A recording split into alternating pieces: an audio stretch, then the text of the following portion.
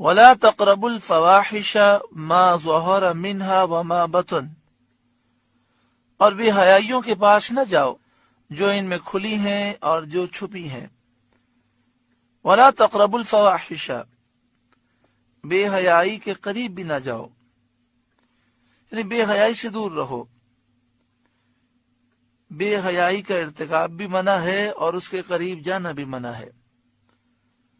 ہر وہ کام جس میں خطرہ یہ ہو کہ اب ہم بے حیائی میں مبتلا ہو جائیں گے، اس کام سے دور ہو جائیں۔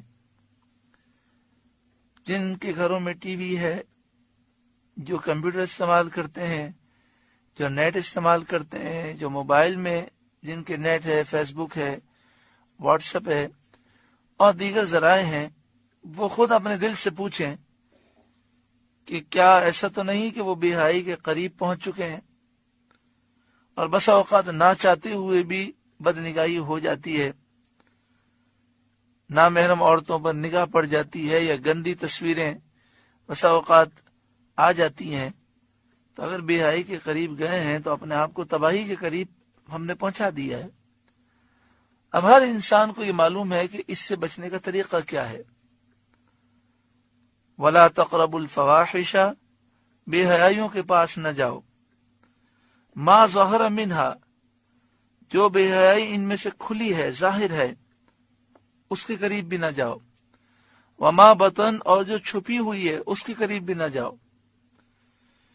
کیونکہ انسان جب لوگوں کے سامنے گناہ نہ کرے، کھلے اور ظاہر گناہ سے بچے اور چھپے گناہ سے پرہیز نہ کرے، تو اس سے ظاہر یہ ہوتا ہے کہ ظاہر گناہ سے بچنا بھی اللہ کی وجہ سے نہیں ہے، بلکہ لوگوں کو دکھانے کے لیے ہے اور لوگوں کی باتوں سے بچنے کے لیے ہے۔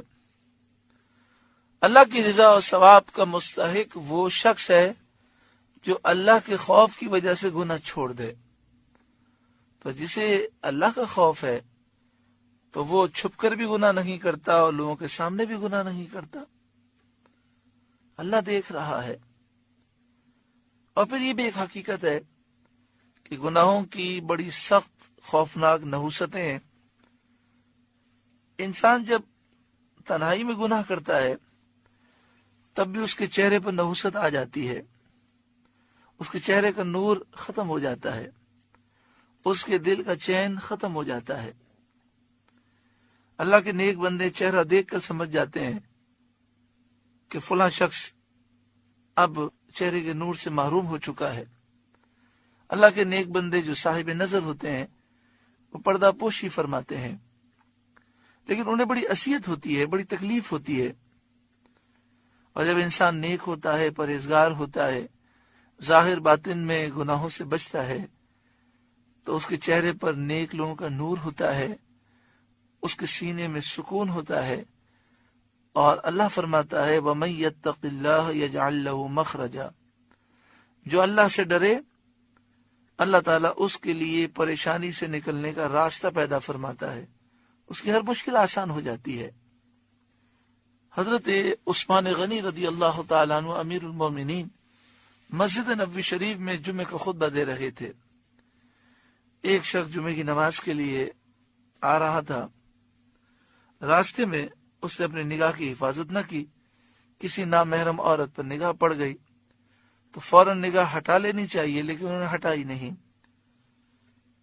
جب وہ آ کر جمعے میں بیٹھے خطبہ سننے کے لیے تو حضرت امیر المومنین حضرت عثمان غنی رضی اللہ تعالیٰ عنہ نے فرمایا کہ بعض لوگ آنکھوں کا زنا کرتے ہیں، بدنگاہی کرتے ہیں، اور پھر رسول اللہ صلی اللہ علیہ وآلہ وسلم کی مسجد میں جمعہ پڑھنے کے لیے آ جاتے ہیں۔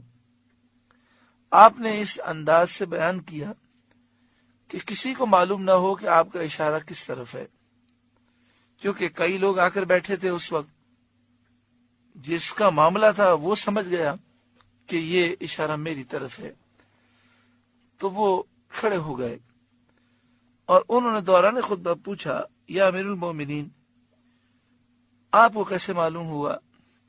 کیا آپ پر وحی آتی ہے؟ تو آپ نے فرمایا کہ وحی کا دروازہ تو بند ہو چکا، نبی اکرم صلی اللہ علیہ وآلہ وسلم آخری نبی ہیں، اور اب آپ کے بعد کوئی نیا نبی نہیں آ سکتا کہ یہ فراست مومن ہے۔